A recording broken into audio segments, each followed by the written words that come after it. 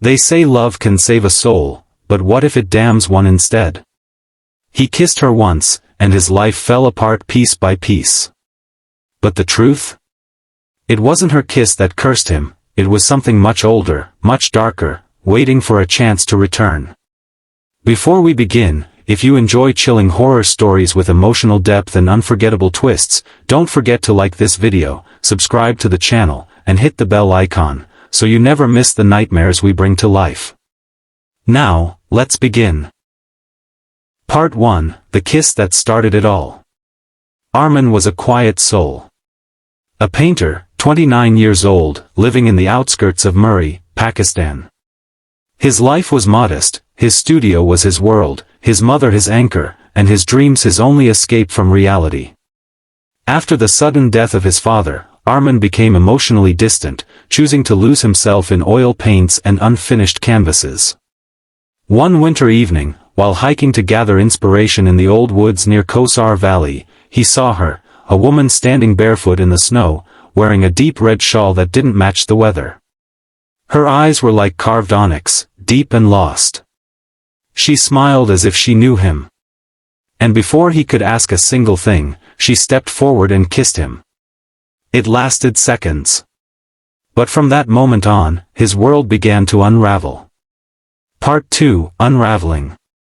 Arman returned home confused, disoriented, and feverish. That night, he dreamt of a burning house and a woman screaming inside. He woke up screaming, drenched in sweat, with blisters forming where her lips had touched his. He began painting her obsessively. Canvas after canvas filled with her image, always in red, always barefoot, always watching him with that haunting smile. His mother, Ansa Begum, noticed his transformation. "You've brought something back," she whispered, one night, trembling. "Your father saw something like this once. It destroyed him too." Arman dismissed it as superstition. But every night, the woman from the woods came closer in his dreams. And now, she wasn't just in dreams. She stood at the foot of his bed. Part 3, The Curse Revealed. With nowhere to turn, Arman visited a local peer, a spiritual healer named Baba Rahim, known for dealing with things that lived between worlds. Baba Rahim listened quietly and then said, "She is not a woman. She is the forgotten bride, cursed to roam until she finds someone who loves her enough to stay. But once you kiss her, she marks your soul. She doesn't want love, she wants to take your place among the living." Arman was horrified. "She wants to be born again, through you." But the curse couldn't be undone easily.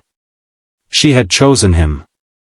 And now, she had started appearing to others too. His mother grew sick. His neighbor's dog refused to come near his home. Paintings bled at night. Shadows whispered. Arman was not just haunted.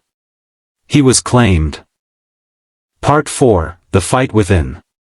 Desperate, Arman tried to destroy her paintings. But each time he burned one, he would find another appearing in his studio, freshly painted, even if his hands never touched the brush. He tried to leave Murree, but his car crashed in the snow within minutes. And there she stood again. Red shawl. Barefoot. Staring at him through the windshield, her smile wider now. He begged. "What do you want from me?"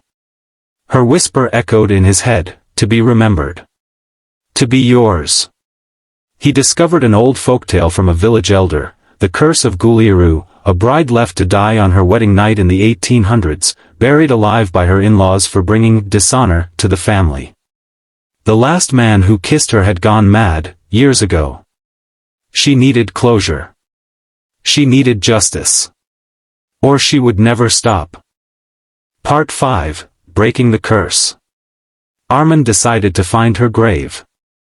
With Baba Rahim's guidance, he journeyed deep into the abandoned ruins of the village that once buried Gulieru. In the middle of the forest was an unmarked grave with red threads wrapped around a barren tree. The air was frozen, time unmoving. He dug until his hands bled. Inside, he found not bones, but a withered wedding dress, untouched by time, and a locket with a man's name scratched off violently. He whispered, "You were never loved, but you were never forgotten." Then he did what no one ever dared, he kissed the locket, not out of fear, but forgiveness. The air shifted. The forest wept. She appeared one final time, this time not haunting, but human. Tears streamed down her face. She nodded, smiled sadly, and vanished like smoke. That night, Armin dreamt of a wedding. Not in fire, but in flowers. She was walking away, finally free. Part 6, The Message. Months passed. Armin's paintings changed.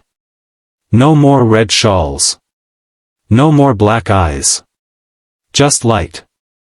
Hope. Healing. His mother recovered. Peace returned to the house. And Armin? He opened a small gallery, named Guliaru, in her memory. The curse hadn't just taken, it had shown him that sometimes the dead don't need revenge, they just need to be heard. If this story moved you, chilled you, or made you look over your shoulder, then don't forget to like, subscribe, and share it with someone who dares to believe that love never dies, but pain, if buried, can come back hungry. Until next time, sleep tight.